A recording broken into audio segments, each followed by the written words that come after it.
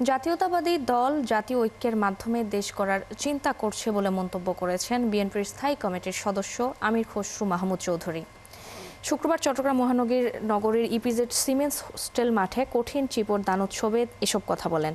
চট্টগ্রাম মহানগরী hill চাঁদিগাং বুস্টিড welfare society আয়োজিত 18তম দানোত্তম কঠিন চিবর দানোৎসবে প্রধান অতিথির বক্তব্যে আমির খসরু মাহমুদ চৌধুরী বলেন, জাতীয়তাবাদী দল জাতীয় ঐক্যের মাধ্যমে দেশ করার চিন্তা করছে।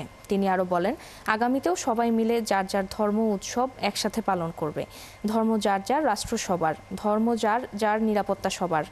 সবাই ধর্মের ভালো দিকগুলো মানলে সমাজের মধ্যে মারামারি হানাহানি কিছুই থাকবে না বলে মন্তব্য করেন তিনি। পরে উৎসবমুখর পরিবেশ ও বর্ণাঢ্য আয়োজনে অনুষ্ঠিত হয় এই কঠিন চিপর দানোৎসব। ধর্মের ভালো দিকটা মানত, বিশ্ব কিন্তু একটা অন্য অবস্থায় থাকতো। আজকে নিজেদের মধ্যে মারামারি কাটাকাটি দ্বিধা দ্বন্দ্ব কিছুই থাকতো না।